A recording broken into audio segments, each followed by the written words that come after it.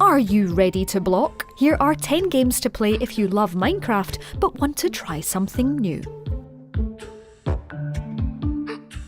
The surging popularity of Minecraft didn't just change gaming, it changed YouTube as well, with whole careers literally built on playthroughs of Mojang's sandbox classic. And with the latest Village and Pillage update, it's popular once again. Although, in truth, it never really went away. Even at the peak of Fortnite's dominance, millions of people were still watching and playing Minecraft. But what happens if you've played so much that you've reached the ender of your tether? Well, that's where this video comes in. We've compiled a list of games to try if you love building but are bored of creepers, each of which offers a compelling twist on what makes the voxel punch 'em up so good. Here then are 10 games to play if you love Minecraft. Satisfactory is what would happen if No Man's Sky and Factorio had an amorous moment like a couple of well-fed Minecraft piggies. You're dropped onto an alien planet on which you have to build and survive. But the twist here is that you're not just scraping together soil and feathers to scratch out a living in the reek, you're building fully functioning, automated machines to make every element of survival a dream. Think of it like the most impressive redstone construction you've ever made in Minecraft, but on a thundering industrial scale. It's slightly intimidating to start with, and if you don't believe me, hit the link on screen to watch our wonderfully inept Let's Play, but once the switch flips, you'll be able to build things that will even surprise the developers. At least we think you will. We struggle to plug our machines in.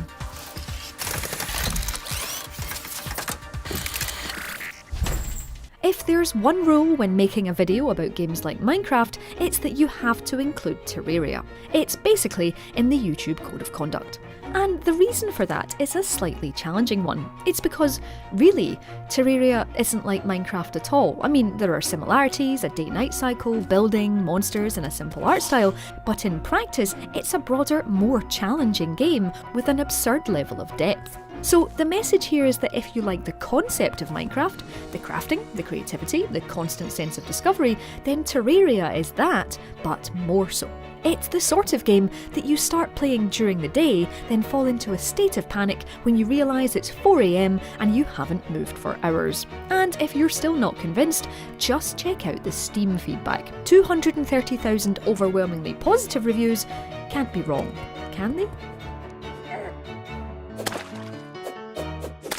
Minecraft has a lovely, reassuring visual style. A nice, secure, everything is made of equally sized and proportioned blocks, sense of order and calm. Well, if that's what you're looking for, say hello to the relaxing village sim, Staxel. You won't need to build your house from scratch, but here you can make friends, go farming, get yourself a furry friend, and just while away the hours doing very pleasant things. In a gameplay loop you've never seen before, yep, this is sarcasm, you move into a rundown old farm and turn the place around by collecting, crafting, and generally being a good human being, all in these lovely, colourful cuboid surroundings. It's worth noting too that just like Minecraft, you'll find yourself loading up your save just to look in on your chickens and end up on a quest with some friends to make the neatest fields. And they say that games make us unproductive.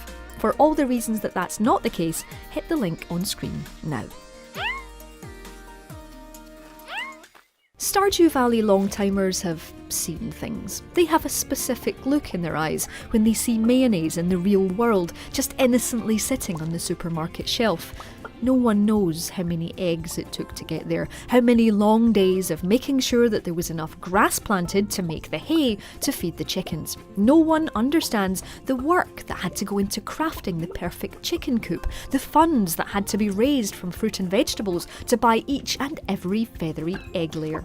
If you haven't played, and hey, maybe you really have just been playing Minecraft, don't be afraid. The systems at work here are deliciously satisfying. In Stardew Valley, from nothing, you can truly grow a truffle-producing empire or a perfect sprinkler-packed fruity dynasty. Or just have a normal farm and a nice house, but where exactly is the fun in that?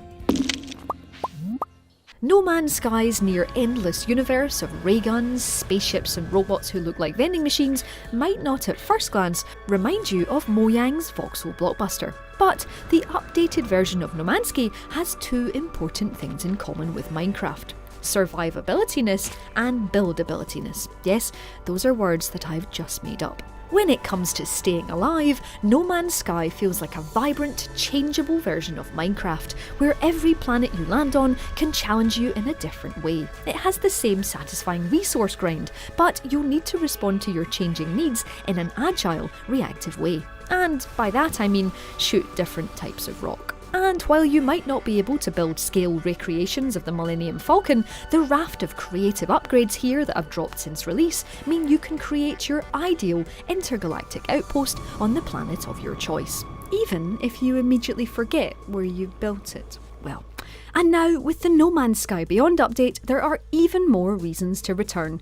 Diving, friends, alien riding. We love LEGO games. Where we used to get terrible adaptations of our favourite movies, we now get stud-filled, joyous, interactive recreations of those worlds. Looking back though, it did seem strange that Minecraft was the one getting all the building attention when we'd been collecting Danish gold bricks for years. TT Games' LEGO Worlds solves all of that, bringing the unlimited delights of LEGO into the digital age. Instead of just throwing the pixelated equivalent of that box under your bed where plastic bricks go to die at you, LEGO Worlds hands over a full adventure mode. While you're helping out various NPCs and discovering treasures, you're also learning the ropes to create your own universe. Just like the very real LEGO that really hurts when you step on it in bare feet, Worlds includes a swathe of different genres. Equally happy for you to play in the Wild West or just head to ancient Egypt. Honest, we're not brickrolling you. Remember your first night in Minecraft? The fear and exhilaration of punching trees and wondering how you'd survive the night? Well, Subnautica is that with the added threat of drowning, loneliness and massive sea monsters. In terms of sandboxy survival games, nothing hits you quite like the isolation of Subnautica's opening. Even the burning ship on the horizon feels reassuring compared to the vast emptiness of the oceans that surround you. But once you've become accustomed to eating whatever fish you can grab and scouring the seafloor for collectibles, the gameplay loop of Subnautica replaces those initial fears. You'll become obsessed with clawing back functionality, and even the advantage of something like a knife is enough to make you feel like you've achieved something.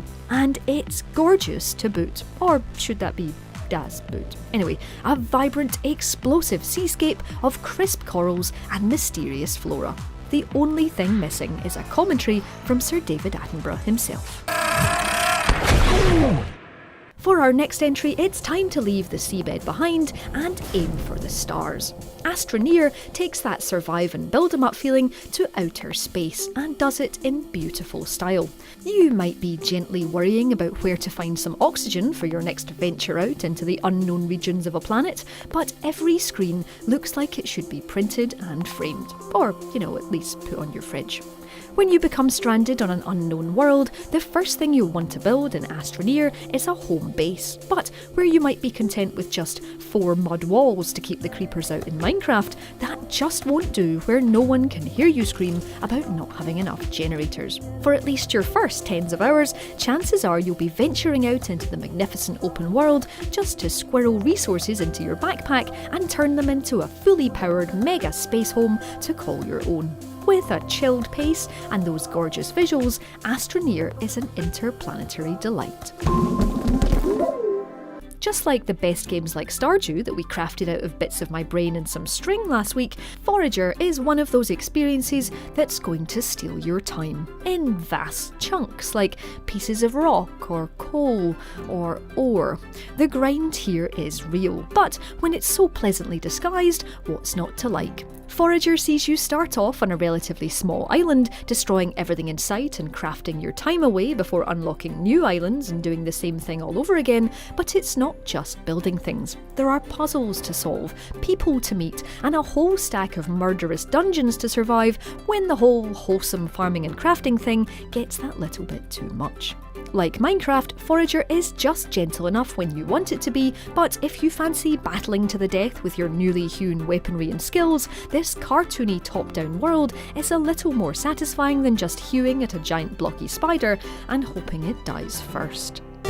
Minecraft is brilliant in so many ways, but one of the things it struggled at was giving you a constant, coherent sense of place and purpose. Yes, you can don your diamond armour, pop through a portal and bother some pigmen, but it lacks a true feeling of adventure. That's where Portal Knights is a great alternative. It takes place in a world torn apart by a baddie called the Hollow King, which you and your friends have to, in some cases quite literally, put back together. In this respect, and many others, it feels like it conforms to classic RPG tropes. You can play as a warrior, mage or ranger, unlock new talents, and travel to unknown, randomly generated worlds. But it's also a rich 3D sandbox, full of resources to collect, dungeons to delve, and things to build. Think of it like Stranger Things, but all the kids are playing D&D inside Minecraft. Unless that makes things more confusing.